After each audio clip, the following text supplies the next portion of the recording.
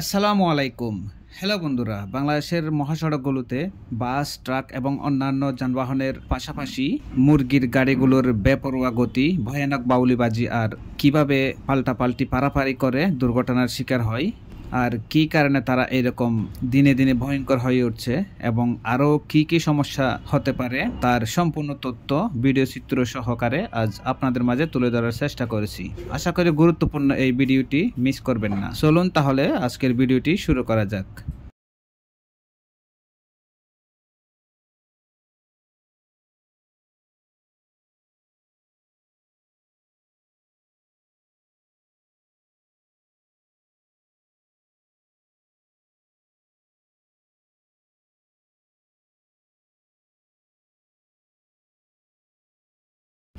বর্তমানে বাংলাদেশের প্রায় গুরুত্বপূর্ণ মহাসড়কগুলোতে যেখানে দূরপাল্লার বাস, ট্রাক যাতায়াত করে সেখানে মারাত্মক দুর্ঘটনার শিকার হওয়া কিছু দৃশ্য চোখে পড়ে, যার কারণবশত দূরপাল্লার বাস, ট্রাক ও অন্যান্য সরকারি এবং বেসরকারি গণপরিবহনগুলো বলেন কিংবা প্রাইভেট পরিবহনগুলো বলেন, হঠাৎ দেখা যায় যে দীর্ঘ যানজট লেগে প্রায় ৩-৪ ঘন্টা এক জায়গায় বিরক্তিকর পরিবেশের সৃষ্টি হয়, যেটা প্রায় অসহনীয় হয়ে ওঠে জীবনযাত্রায়, ভ্রমণ কিংবা বিভিন্ন কাজের ক্ষেত্রে। ফলে জনদুর্ভোগের এক ভয়ঙ্কর পরিস্থিতির শিকার হতে হয়।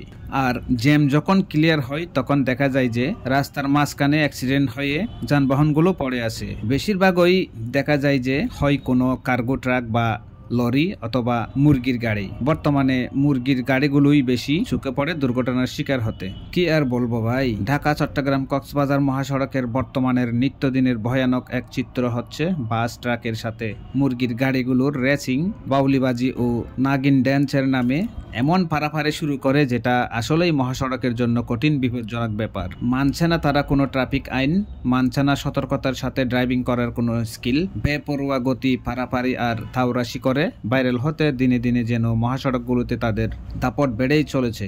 যার কারণে আপনারা দেখতে পাচ্ছেন যে কত ধরনের দুর্ঘটনার যে শিকার হচ্ছে তারা। কারো মুরগি ভর্তি গাড়ি রাস্তায় উল্টে পড়ে আছে, কারো গাড়ি খাদে পড়ে গেছে, আবার কারো কারো গাড়ি একেবারে দুমড়ে মুচড়ে গেছে। আর জনদুর্ভোগ সহ আরো অনেক ক্ষতির শিকার হতে হচ্ছে। বিশেষ করে মুরগির গাড়িগুলো যখন দুর্ঘটনার শিকার হয় তখন দেখা যায় যে গাড়ির মাঝে মুরগি ভর্তি মুরগিগুলো আর বাজারজাত করা সম্ভব হয় না, কারণ প্রায় মুরগিগুলো মরে যায় কিংবা অনেকেই সুযোগ বুঝে যার যার মতো চুরি করে নিয়ে যায়। এই ক্ষতিগুলোর খরচ বহন করতে হয় মুরগির খামারের মালিক পক্ষকে। আর এসব ক্ষতি থেকে বেঁচে থাকার একমাত্র মূল উদ্যোগ হচ্ছে তাদের নিজ নিজ গাড়ির চালকদের প্রতি সজাগ থাকা, যেমন বেপরোয়া গতি, বাস, ট্রাকের সাথে পারাপারি, বাউলিবাজি আর ভাইরাল হওয়ার চিন্তা মাথা থেকে ডিলিট করার ব্যবস্থা করা। তো বন্ধুরা, আমার কথাগুলো কিছু কিছু নাগিন ড্যান্স আর ভয়ানক ড্রাইভারদের কাছে তিতা মনে হলেও ঠান্ডা মাথায় ভেবেচিন্তে এইসব থেকে ফিরে আসা উচিত। আর কেন ফিরে আসা উচিত, একটু পরে যে ভিডিওগুলো দেখতে পারবেন সেগুলো দেখলে বুঝতে পারবেন। আশা করি আপনারাও আমার সাথে একমত হতে বাধ্য। সামনে এখন যেই মুরগির গাড়িটিকে দেখতে পাচ্ছেন, মুরগি ভর্তি গাড়িটা নিয়ে কিন্তু আমাদের হানিফের সামনে প্রায় 110 থেকে 120 স্পিডে ছুটে চলছে। অবশ্যই তিনি কোনো বাউলি আর রাফ ড্রাইভিং এর দ্বারে কাছেও ছিল না, মোটামুটি ভালোই ড্রাইভিং করে যাচ্ছিল। এটা হচ্ছে আরেকটা মুরগির গাড়ি, যেটা বাউলি দিতে গিয়ে দেখুন কি অবস্থা হচ্ছে। এরকম বাউলিবাজি দিয়ে আসলে তারা কি বোঝাতে চাচ্ছে সেটা আপনারা আশা করি কমেন্টের মাধ্যমে জানাবেন।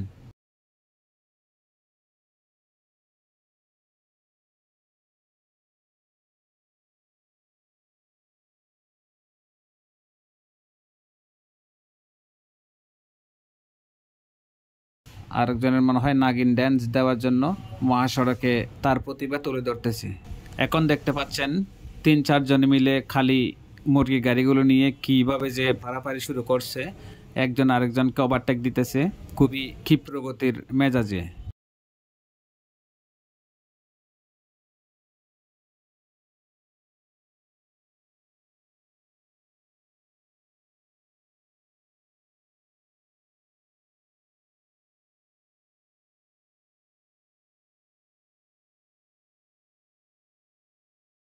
এখন যে মুরগি গাড়িটি দেখতে পাচ্ছেন, ভয়ঙ্কর একটা বাউলের মাধ্যমে সামনে ট্রাকটিকে ওভারটেক করছে খুবই বিপজ্জনকভাবে।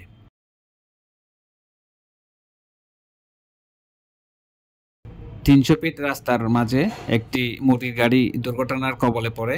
মুরগিগুলোর অবস্থা দেখুন, ছিড়িয়ে ছিটিয়ে আছে রাস্তার মাঝে।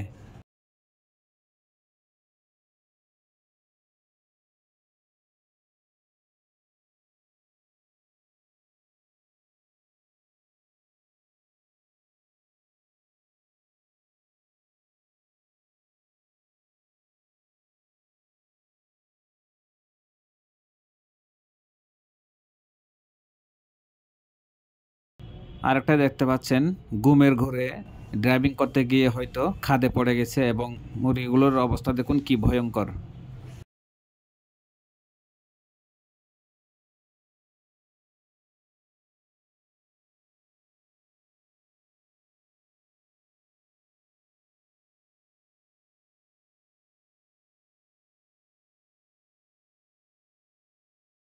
আরেকটা দেখতে পাচ্ছেন, নিয়ন্ত্রণ হারিয়ে কন্ট্রোলিং করতে না পেরে গাড়িটিকে ব্যাক দিয়ে আস্তে করে শুয়ে পড়ছে এবং মুরগিগুলোর অবস্থাও 12টা বাজিয়ে দিয়েছেন।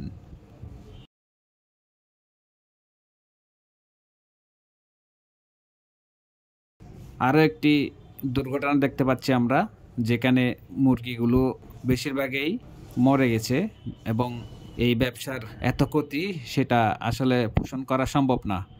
এই মুরগির গাড়ির ড্রাইভারগুলো কি আসলে ভালো হবে না? তাদের এরকম বেপরোয়া গতি, এরকম কারণে দাঁড়িয়েছে। তো আজ পর্যন্তই। আসসালামু আলাইকুম ওয়া রাহমাতুল্লাহি ওয়া বারাকাতুহু।